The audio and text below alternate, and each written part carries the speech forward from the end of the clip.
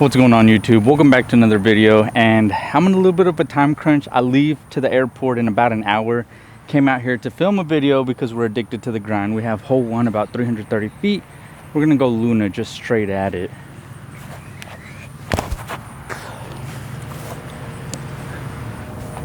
Okay, we'll go two off the top because that's tradition. We're gonna go Judge, try to follow not the same line but a better line.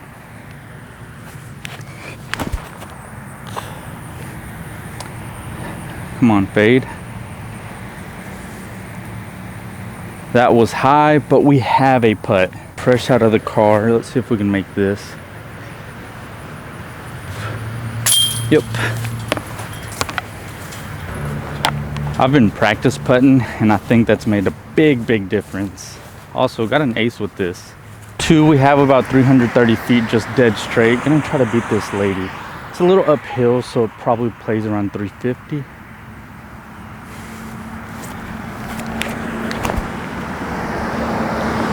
That's a new era, so it did not flip at all. So it looks like they did chop down this tree, which kind of threw me off. There's a huge tree right here, but these are the kind of approaches that kind of ate my lunch. I almost had all my tournaments. I was running them like 30-40 feet past, which wasn't great. I'll show you guys. I would get up to here and I would try to jump putt. Well, bad example, that's even more par, but I was probably landing where that tree line is at. Which brings me to the point of this video: work on your approach game. For me, I found it better to flick this Justice and to approach with it, just because I know that it'll dump whichever which way I put it. It might skip a little bit, but it helps with the approaches. Watch this. I'm gonna go around this tree. Well, not around the tree, but so approach behind the tree and it's fine. Another disc that I've been trying out is the Toro, which I'm looking for a disc that isn't going to push me past the basket if I flick it or even backhand it. And then the backhand, I really have to commit on throwing it flat, or that'll happen, which, you know, is a little bit of a hyzer. But as much as I want to say that that was a complete shank, and this lie is honestly not that great, what are the chances?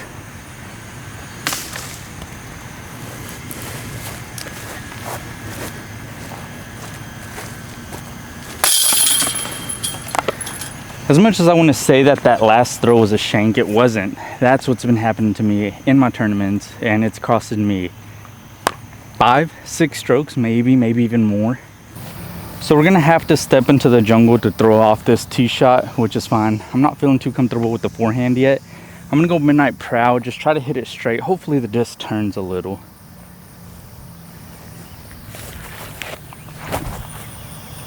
Oh yeah, perfect.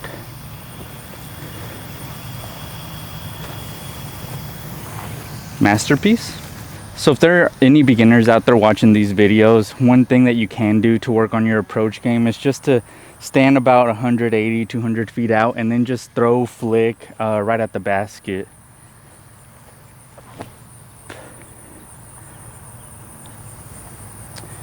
So, you know, sidearm, that's decent. And then we'll just go backhand Judge. And that's what I'm talking about. Honestly, still got to dial it in. We'll try with the Luna.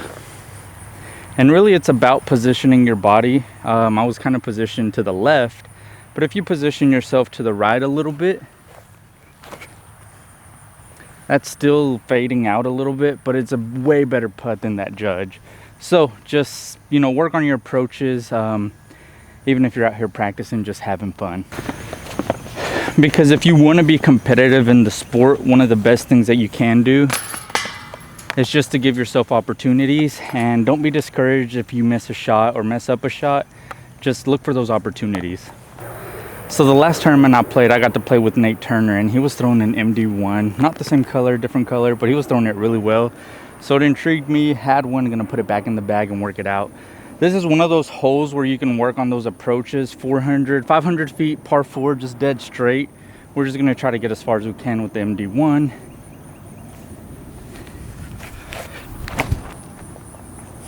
That thing is a laser beam. And that should set up for a nice approach. Probably still have about like 280 feet into the pin, 250. I'm gonna go adjust this, just commit on throwing it a little bit wider, let the disc come back.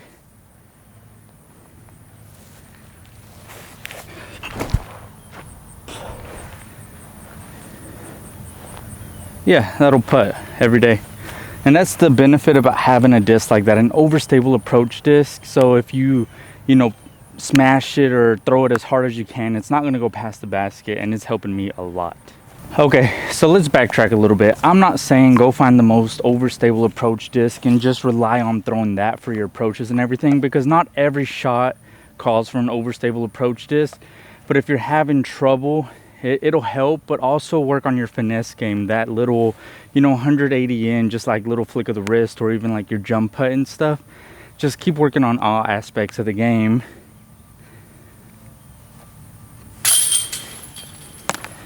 Because I don't want you guys to think that I'm just saying throw an overstable approach and your game will get better, because it won't. You just have to keep working on everything at the same time. The whole point of this video is just to give you guys a tip, and just don't rely on one disc. Work on all aspects of your game. We're gonna go MD1, just kind of go straight at it and see what happens. We have 330 feet.